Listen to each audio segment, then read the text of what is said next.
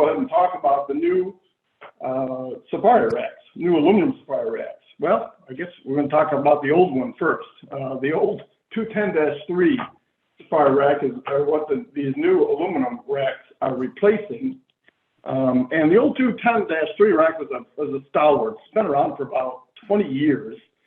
It's a heavy-duty steel rack. These are the racks you see on top of vans, and the guy has, 3 or 4 scaffold planks stacked on top of it. You know, they were very, very heavy-duty steel. You know, so they, of course, anything steel out in the environment rusts, and the new racks are aluminum, so that they don't have that problem right off the bat.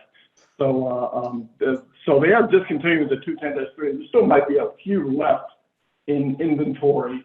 But for all intents and purposes, the 210-3 rack is discontinued in lieu of the new aluminum Sapphire racks. You'll notice there's 3 different versions. We've got one for the full size, extended for the longer vans, full size standard vans, and one for the compact vans as well. So one of the nice things about these racks is that now they fit more vehicles, whereas the old 210-3 steel rack only fit the racks with rain gutters, basically the GM and Chevy vans. Now in the old Ford Econoline vans, these new aluminum racks fit many more vehicles, including the old Chevy vans as well. So 3 versions. The part numbers are, it's not a 210 part number, now it's called an ASRL 001, aluminum Sapphire rack long wheelbase 001, or aluminum Sapphire rack standard 001, or aluminum Sapphire rack compact 001. Okay, so one of the nice things about these is they are more versatile. So they fit the new Ford Transit van, the European style vans, the Ram ProMasters, the Mercedes Sprinters. So we got so they just fit many more vehicles instead of just the old Chevy vans. They even fit the compact vans, the Transit Connect, the ProMaster City, and the Metro vans as well. Okay, pricing on these racks, it's kind of interesting. So the 210-3, trade price was about $1,562. These racks are a little bit less than that. Compact racks significantly less because it's a smaller rack. But even the extended and standard are less than the current style steel Sapphire rack, and they have some significant advantages over that. One thing to note, though, is that a lot of times with these new Sapphire racks, because they fit the European vans, you do need the installation kit, which are the aluminum channels, in order to mount them on. So that is an additional cost. But the pricing is, I think, it's right for these racks. Another nice thing about these racks is that you're seeing a picture of the ASRF, the aluminum standard Sapphire rack standard. It just comes in 1 carton now. If you notice if you remember the old 210-3s came in 3 different cartons, a little bit more difficult to inventory. It just comes in 1 carton. These racks have some significant weight to them. Even the carton you see here is about 80 pounds. So it is a beefy rack. You know, even though it's aluminum, it's not that light. But it does come in 1 carton, which is a lot easier to handle inventory-wise. Okay, so is load capacity. The nice thing about the Sapphire racks is they can handle a lot of weight, and these ones can as well. On the Express Savannah, you notice it's got a 500-pound capacity, which is a lot of weight you can put up there. It's less on the Transit and ProMasters and the Sprinters as well, just because those vans themselves can't handle that much weight. So you're limited by the van, not necessarily not the ladder rack. So the ladder rack itself can carry a lot of weight.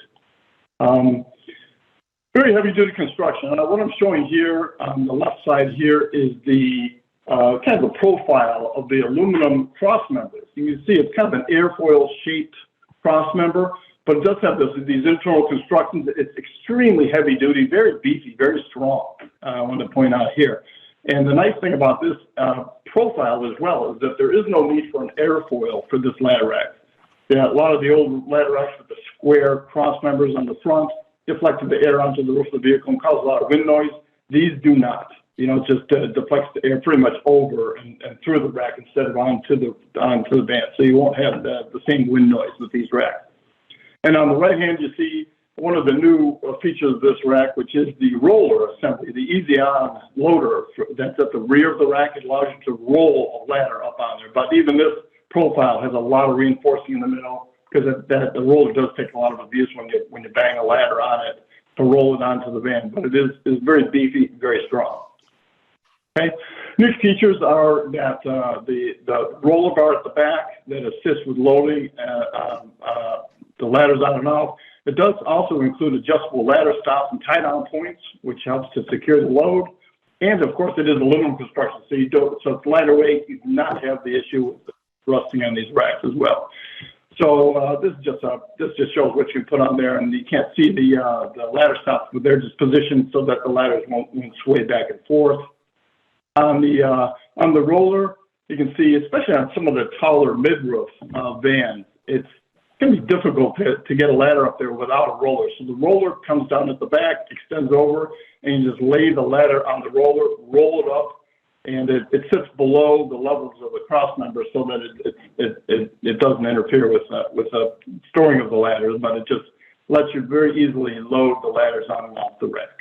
Okay, and then installation is always important when you talk about ladder racks, and I'm going to share right now just a little short video on actually this rack being installed. Doesn't take very long. Let's see here.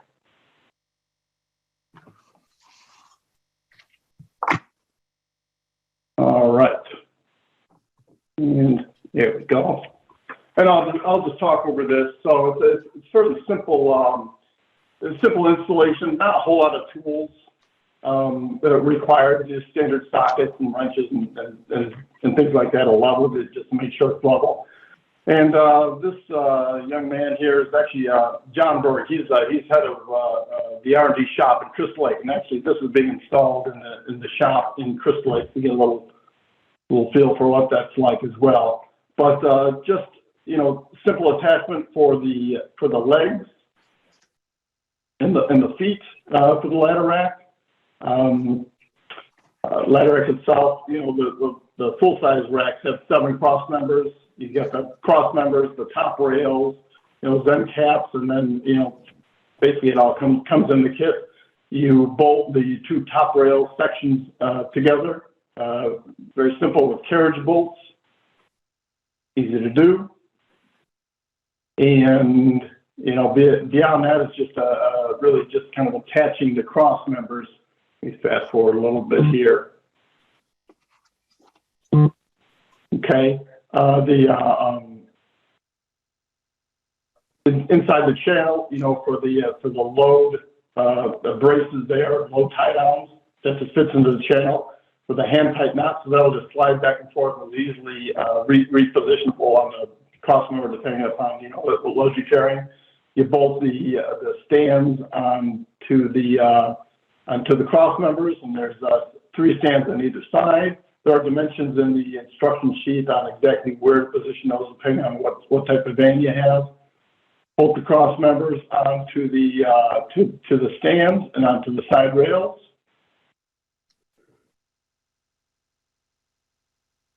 And with some assistance, you will get some, go ahead and attach the rear roller assembly there. And then with some assistance, you just take the whole unit, and again, it's aluminum, so it's much lighter than the steel one, it's about a little bit less than half the weight. You can hoist this right onto the roof of the vehicle. You can see the shop there in Crystal Lake.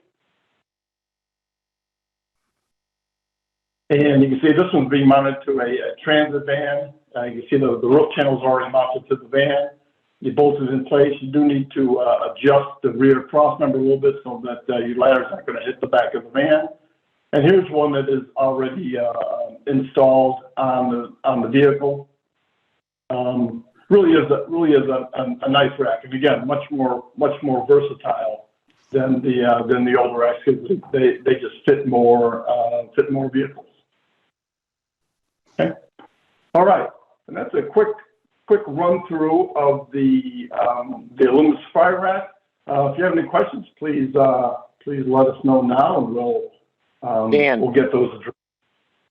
What type of hardware is being used? Is it stainless? Is it standard grade 8 bolts? What's the hardware? They're zinc coated. They're zinc coated, zinc so they chrome. are Thank you. rust and corrosion resistant. Yeah. Wonderful. That's what I thought. Thank you. Yep. Yep. Hey, Dan, I don't have any questions. This is Kevin Ye with WeatherGuard. I could not have done a better job than you just did. So I literally have nothing to add. I'll just double down on a couple of your comments. One, right, you mentioned it, but the future of WeatherGuard products is going to be aluminum based. First and foremost, like you said, for that rust and corrosion resistance.